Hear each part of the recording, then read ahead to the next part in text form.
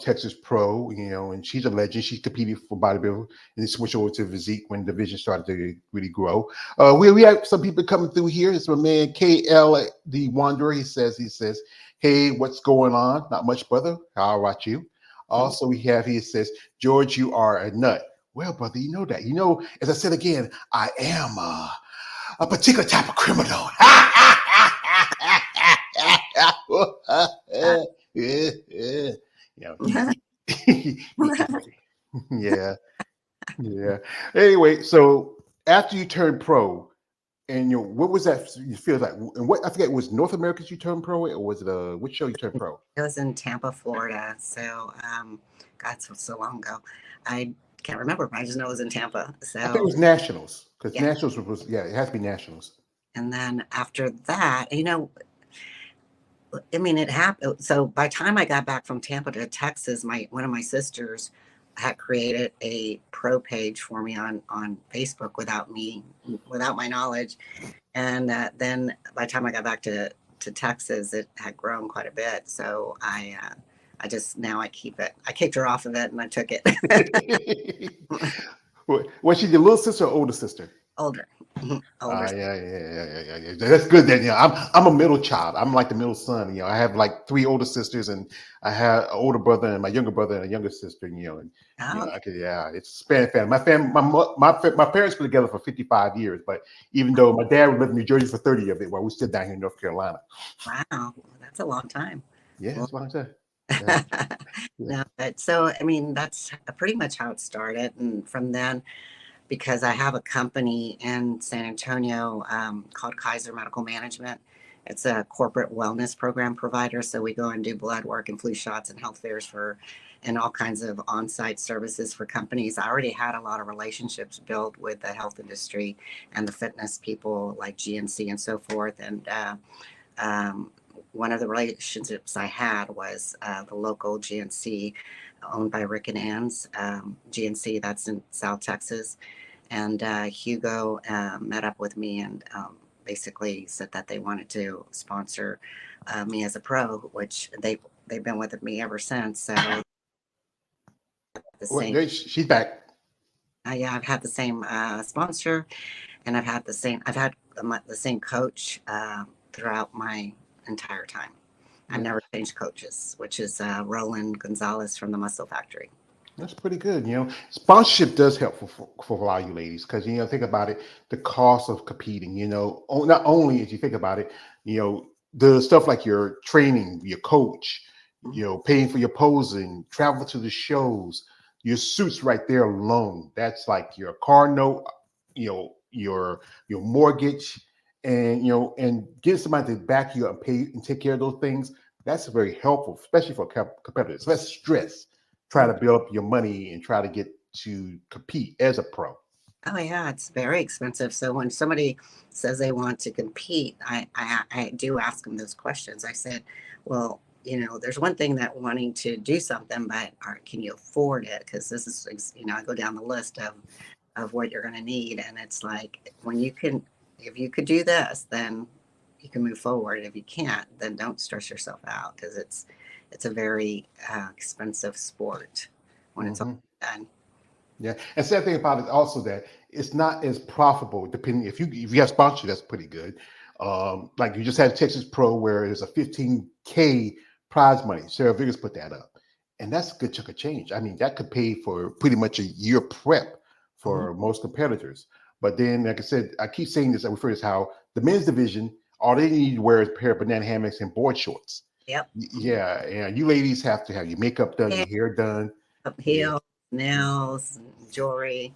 There's yeah, a yeah. whole gamut that goes behind it. Yeah, it's just crazy how much it is. Which is more where I think was a little bit more profitable and also where you can get some money back out of as much you put in. We have here a man, Lawrence Perkins, shout out to him. He says, good afternoon, Lenore, George, and KL. Thank you, brother, for coming through. Hey, Also, this is from a man, KL. He says, working out pay off for you, my dear. Yeah, shout out to him. mhm. Also, he likes to ask, he says, how are you if your poses now, and how long do you work on your poses? So what's your routine like, especially as you train and you're posing? What's the routine for you? Well, the once we pick a show to do, really all we're doing is training, eating, training, eating, training, eating, training. And then somewhere towards the halfway point to the show is where we incorporate posing. After workouts, I'll pose with my coach. And then probably the last 4 weeks is when I bring the music in where I'm going to do the routine.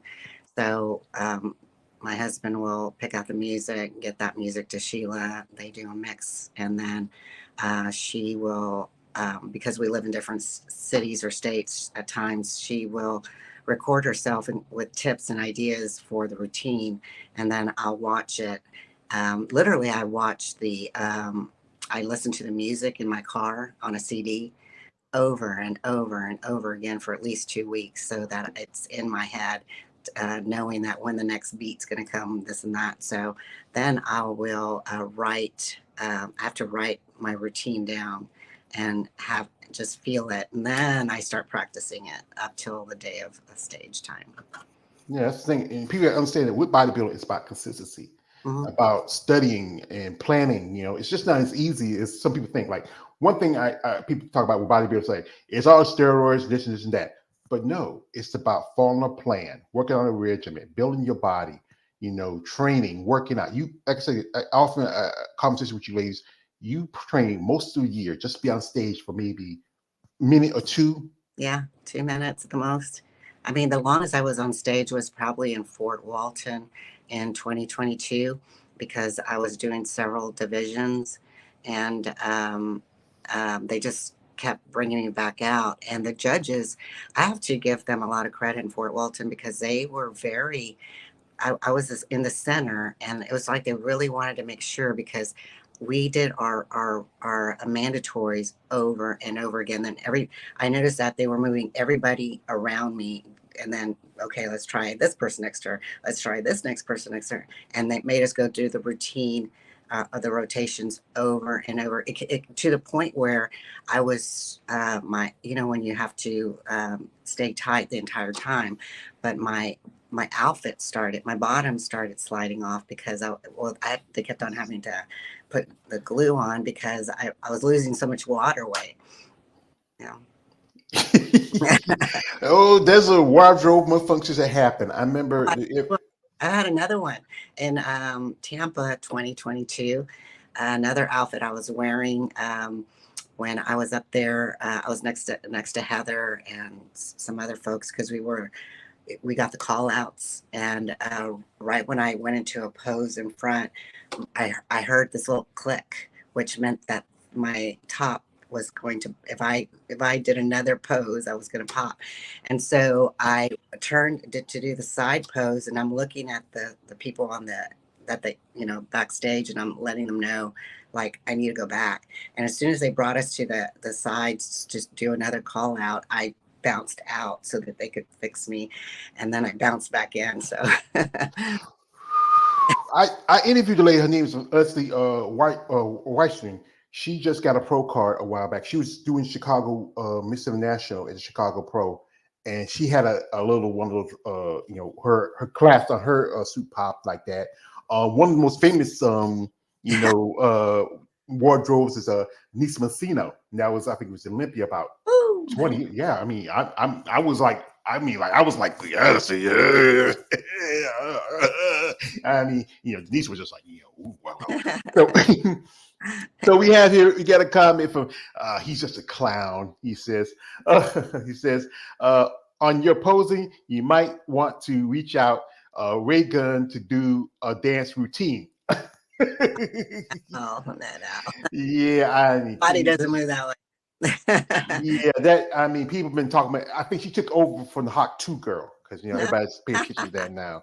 Also, this is from KL. He says this. He says, "What do you need to work on in terms of your body parts?" So you last competed was the World Masters Championships. So that's been last year. what critique from the judges, and what feel like the things you need to work on the most as a competitor? Really, I get a lot. I mean, I get a lot of compliments from the judges. Um, because one, I'm only 5 foot, so my symmetry is very, it's pretty. I'm very symmetrical. But if I had to pick a body part, it would be my legs to get them bigger. You could always get legs bigger, but my winning body part has always been my back. Yeah, I've heard that back can really make a place how you do a show. You know, everything can be good out here, but then you turn around, if it's not that good, then I've seen some women how they can be placed. Like if you have a good back and everything else is not as good, you can probably win a show. It's tough. And she says she's 5 foot. I know another lady whose birthday is also this week. That is Maria Queenie Lieberman. She's also 5 foot. I Mhm. think you're just an inch taller than Michaela Aycock. She's 4'11". Oh, wow. Okay. Yeah. I get Yeah, yeah. taller than anybody. I'm usually I'm usually the smallest one. In fact, Well, there was one show in Pittsburgh that they did our lineup and they went by numbers, and I could hear somebody behind me talking to the next girl. And when I turned around, I looked up. She was like 6 something, and so when we went on stage, because she was, she was right next to me. I could hear there was people laughing because it looked funny, and I'm sure it did. I would laugh too because here's me, and then she's right behind me. It's like, so it looked like something out of the little out of what's that movie? Was somewhere over the rainbow. No, the Wizard of Oz, where like here at the lollipop kiss, the lollipop kiss, the lollipop no, kiss. I look Yeah, like her trophy. She just could hold me up.